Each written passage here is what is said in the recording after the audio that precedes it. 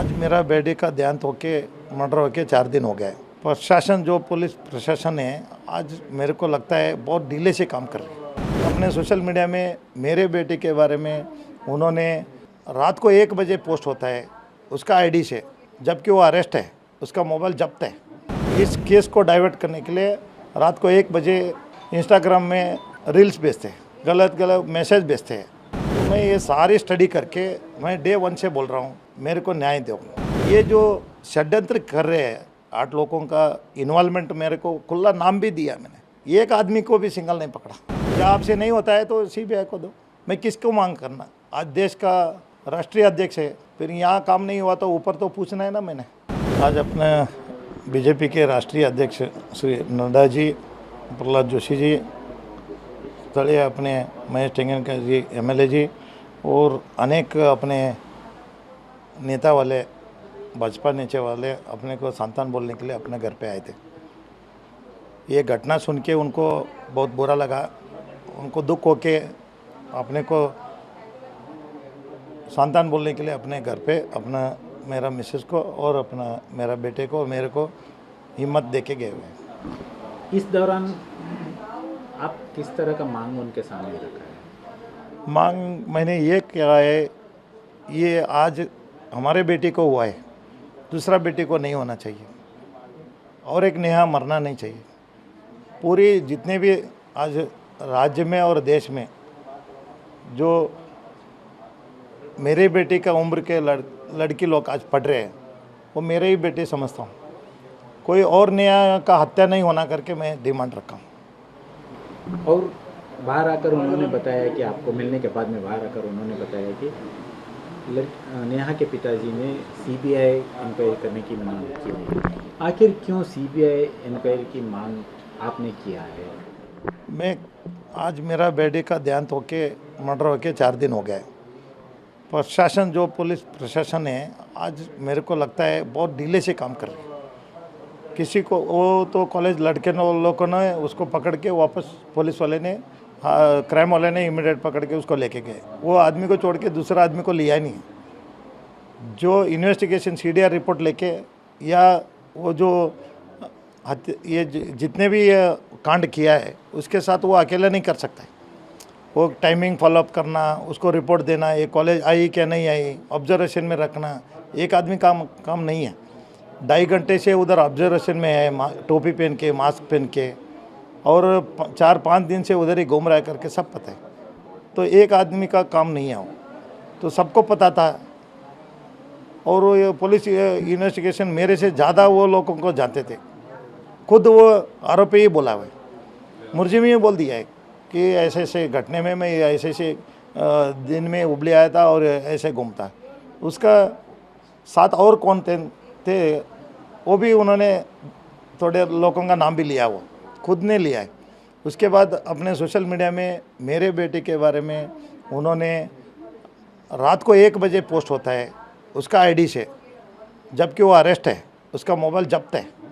और रात को इस केस को डाइवर्ट करने के लिए रात को 1 बजे इंस्टाग्राम में रील्स भेजते हैं, गलत गलत मैसेज भेजते हैं, उसको बदनाम करने के लिए देखते हैं।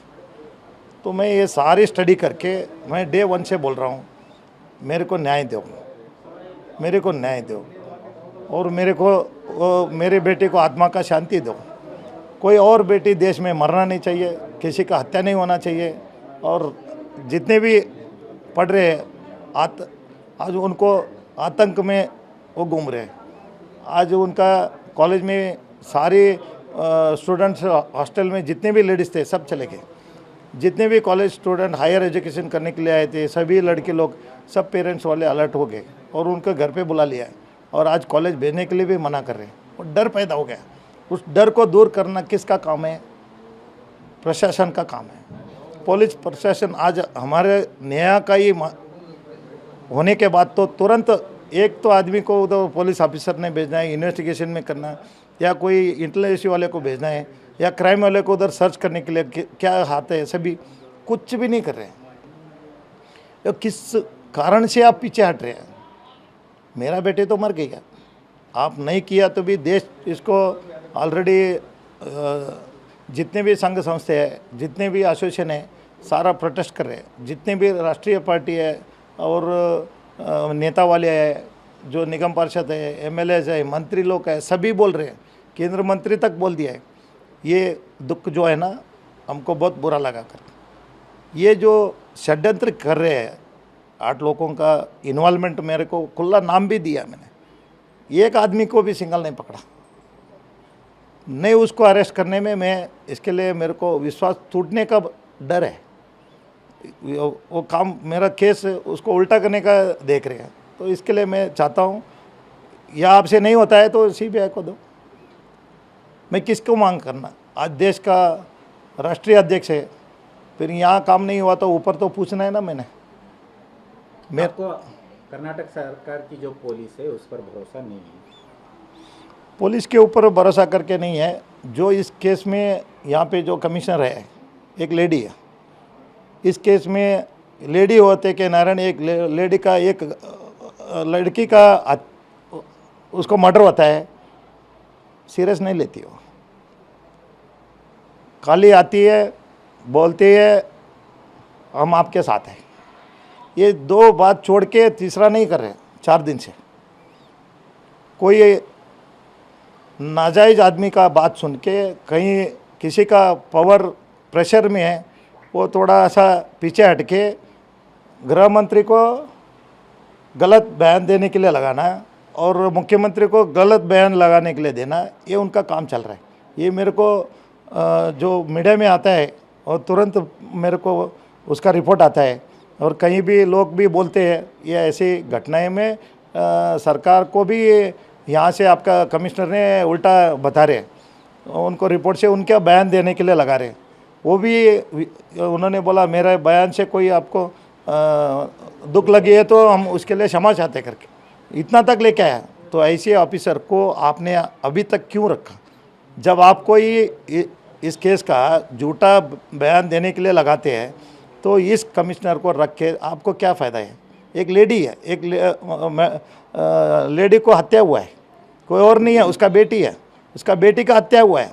वो खुद इंटरेस्ट लेके आप खुद चले जाओ, कोई एफआईआर नहीं चाहिए, मेरा काम मेरे को करने दो करके इनकाउंटर करना चाहिए था।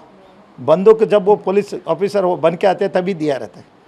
आज उसके पास वो ताकत नहीं है तो उसको लिया, हम तो विश्वास भी टूट गया उनके ऊपर। इसलिए मैं चाहता हूँ इसको भी ट्रांसफ़र करना है यहाँ से, और इमीडिएटली गृह मंत्री को और मुख्यमंत्री जी को मैं विनती करता हूँ, मेरे नेता लोग है, वो मेरे मुख्यमंत्री है, मैं उनके पार्टी का निगम पार्षद हूँ, और मुख्य गृह सचिव भी हमारे आदमी है, हमारा सरकार है। हम डिमांड करते हैं कि इस कमिश्नर को आप इमीडिएटली इस केस के लिए लापरवाही करने के लिए इसको हटा के दूसरा कमिश्नर देखो, या इस इन्वेस्टिगेशन आप सीओडी दे दो, या नहीं तो आपको मैं तो सबको डिमांड करूँगा या सीबीआई दे दो। ये मेरा डिमांड है।